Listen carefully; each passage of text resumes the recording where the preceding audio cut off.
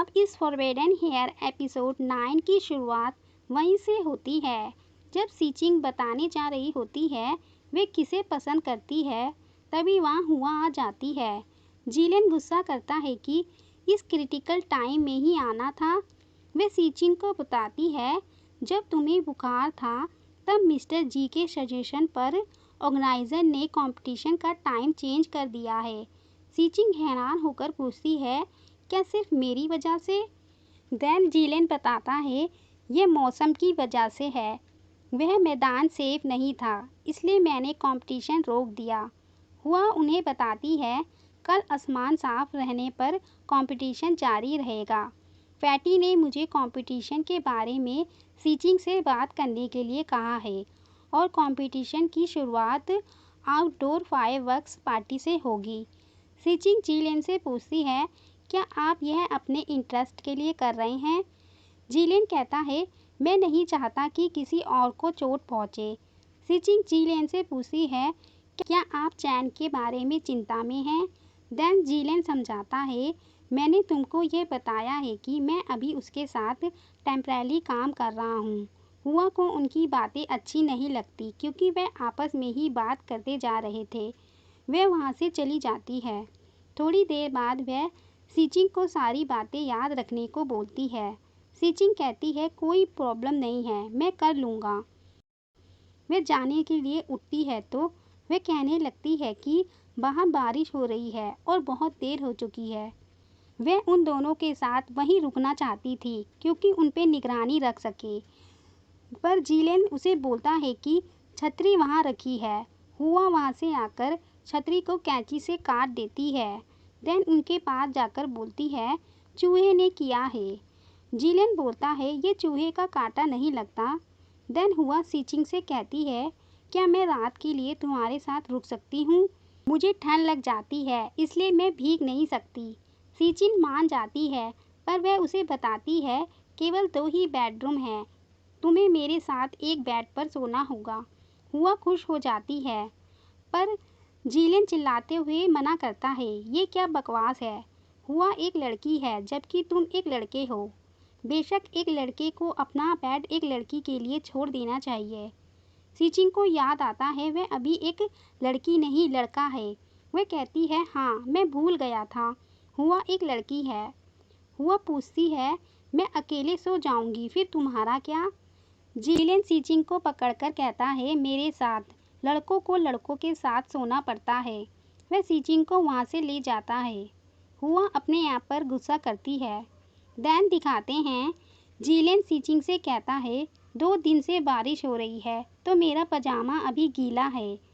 सीचिंग बोलती है, तो आप टी शर्ट तो पहन सकते हैं। जिलेन बताता है, वह भी गीला है। जिलेन ब्लैंकेट को ओढ़ने लगता है तो सीचिंग वह खींचने को मना करती है। जिलेन सीचिंग को सॉरी कहता है और बोलता है, मुझे फर्श पर सोना चाहिए। सीचिंग पूछती है कि हमारे पास एक और छुट्टी है। जिलेन मना करता है तो सीचिंग मना करती है फर्श पर सोने के लिए और जिलेन को सर्दी लगने से बचने को कहती है। देन वे दोनों एक साथ कहते हैं, मुझे कुछ पूछना है। दोनों मन में सोचते हैं कि वे क्या चाहती है और क्या चाहता है। जिलेन अपने मन में बोलता है, नहीं मैं उसे अभी नहीं बता सकता।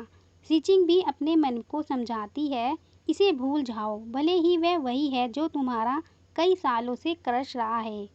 देन जिलेन लाइट ऑफ कर देता है। सीचिंग लाइट के बारे में पूछती है तो जिलेन बताता है, मैं तुमको देखकर घबरा रहा हूँ इसलिए लाइट ऑफ कर दी। जिलेन सीचिंग से कहता है, तुम क्या पूछने वाली थी मुझसे? सीचिंग पूछती है, आपने आज सुबह सब कुछ देखा जब मैं बदल रही थी और आखिरी बार चेंजिंग रूम में। जिलेन कहता है, कोई बुराई नहीं दिखी, जैसे अभी मैं लड़कियों के पास नहीं जाता। देन सीचिंग पूछती है, लेकिन आप नहीं जानते थे कि मैं पहले एक लड़की थी, क्या आप लड़कों के पास जाने में इंटरेस्टेड हैं? जिलेन बताता है, उस समय चैन तुमसे मिलने आया था, मुझे चिंता थी कि उसे पता न चल जाए कि तुम एक लड़की हो, इसलिए मैं उसके साथ काम करने के लिए तैयार हो गया, पर फॉर्चुनेटली उसे यह पता नहीं चला। सीचिंग जिलेन से पूछती है, लेकिन आपको मुझ पर क्रश क्यों है? आप मुझे डिसलाइक नहीं करेंगे क्योंकि मैं एक लड़की हूँ, लड़के के कपड़ों में, है ना? जिलियन बोलता है, मैं इसका जवाब तुमको फायरवर्क्स पार्टी के बाद दूंगा। इधर हुआ कैंची पकड़े कहती है, फाइनली मेरे पास एक मौका था। वह गुस्से में जिलियन को कहती है, तुमने मेरे सीचिंग को फिर से चुरा लिया। लगता है हुआ जिलियन को नहीं, सीचिंग को लाइट करती है। सुबह होती है। सीचिंग जिलियन के हाथ पर लेटी होती है। वह अपना हाथ निकालकर सीचिंग के करीब जाता है, पर सीचिंग नींद में पलट जाती है। देन जिलियन बाहर आता है तो उसको अपनी जैकेट कटी हुई मिलती है। जिलियन को समझ आ जाता है कि यह उसने सब किया है। वह हुआ की बात कर रहा होता है और साथ में जिलियन को सर्दी लगने से गला भी खराब हो जाता है। वह सीचिंग आती है। जिलियन उसे छुपा लेता है। सीचिंग कहती है, लगता है कि आपको कल रात अच्छी नींद आई। अच्छी बात है, नहीं तो आप शूटिंग के लिए देरी करते। देन सीन दिखाते हैं, पार्टी शुरू हो जाती है। उन सबको बताया जाता है कि आप सब दूसरों के साथ भी टीम बना सकते हैं, इसलिए किसी को भी एक ही ग्रुप में रहने की ज़रूरत नहीं है। जाओ और विन आपस में लड़ते हैं क्योंकि उन दोनों को फिर से आपस में टीम नहीं बनानी थी। सीचिंग उन दोनों को दूर करती है। उन्हें बताया जाता है कि आप सबको अपना पार्टनर चूज़ करना है, पर सबके फेस पर मास्क लगा होगा। चूज़ करने के बाद मास्क के पीछे का पर्सन ही उसका पार्टनर होगा।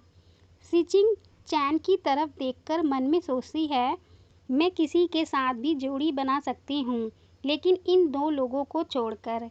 देन वे सब अपना अपना मास्क चूज़ करके अपने पार्टनर्स के पास जाते हैं। पहले पेयर में हमें विन और जाओ को दिखाते हैं। वे दोनों फिर से पार्टनर्स बन जाते हैं। फिर सीचिंग के पास जिलियन जाता है। वह सीचिंग से कहता है, कोई कैमरेस नहीं है, केवल हम दोनों हैं। सीचिंग मन में बोलती है, ये आवाज़ चैन की तरह क्यों लग रही है? वह जिलियन या कोई और? वह सीचिंग से कहता है, सीचिंग मैं लॉन्ग टाइम से तुम पर क्रश कर रहा हूँ। इसी सीन पर ये एपिसोड 9 एंड होता है। Thanks to watching.